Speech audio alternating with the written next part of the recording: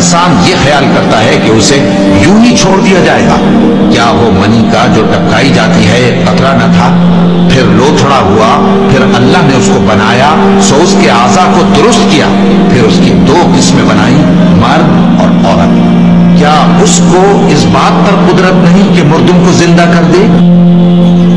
जिंदगी चलती जा रही है और वक्त कभी रुकता नहीं, लेकिन क्या हमने कभी सोचा है आखिरत कितनी करीब है? हर दिन हमें किसी को खामोश होते देखते हैं, किसी के जनाजे का ऐलान होता है, किसी की माँ की दुआ अधूरी रह जाती है, किसी के बच्चे का सपना टूट जाता है, और हम सोच कर भी नहीं डरते कि एक दिन हमारा नंबर भी आएगा।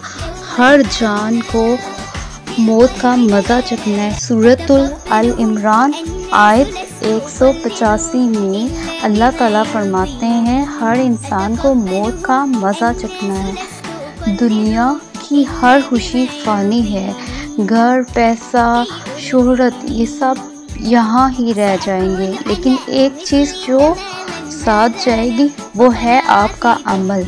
सोचिए, अगर आज मौत आ जाए तो क्या हम तैयार हैं? आखिरत को भूल जाना सबसे बड़ी गलती है और उसको याद रखना सबसे बड़ी हदायत।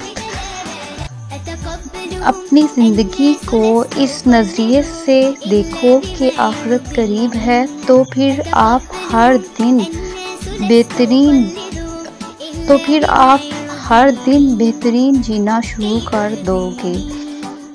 या अल्लाह हमें वो ज़िंदगी जीने की तौफीक दे जो आखिरत में रोशनी बन जाए।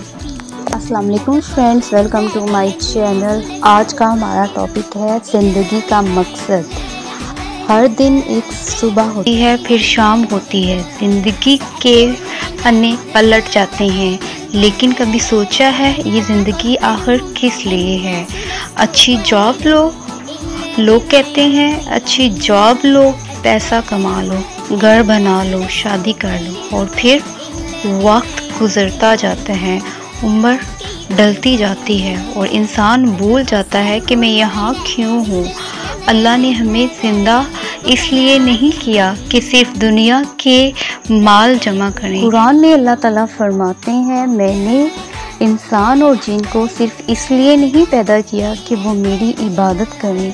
इबादत सिर्फ नमाज नहीं होती, इबादत होती है हर वो काम जो सिर्फ अल्लाह के लिए हो। कहते हैं कि ज़िंदगी का असल मकसद है क्या? तो ज़िंदगी का असल मकसद है अल्लाह को राज़ी करना, अपने रब की तरफ लौटना, उस जन्नत को पाना जहाँ दर्द नहीं होगा, कोई गम नहीं होगा। अपने मकसद को याद करो, वरना दुनिया आपको भूलने पर मजबूर कर।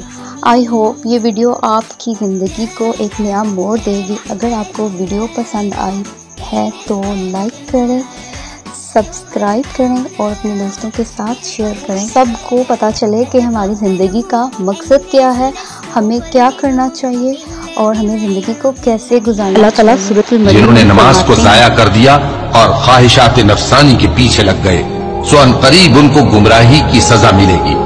हाँ, जिसने तौबा की और ईमान लाया और अमल नेक किए तो ऐसे लोग बहिश्त में दाखिल होंगे और उनका जरा नुकसान न किया जाएगा। यानी हमेशा की बहिश्तों में, जिसका अल्लाह ने अपने बंदों से वादा किया है कि जो उनकी आंखों से पोशीदा है।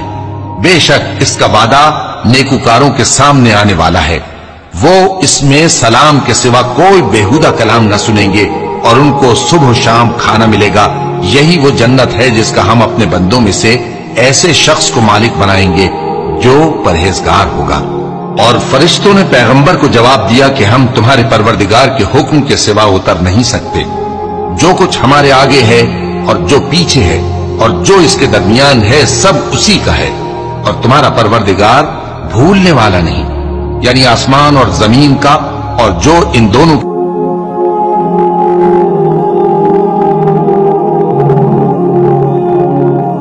ऐ मेरे मोमिन बंदे, अपने रब से डरो।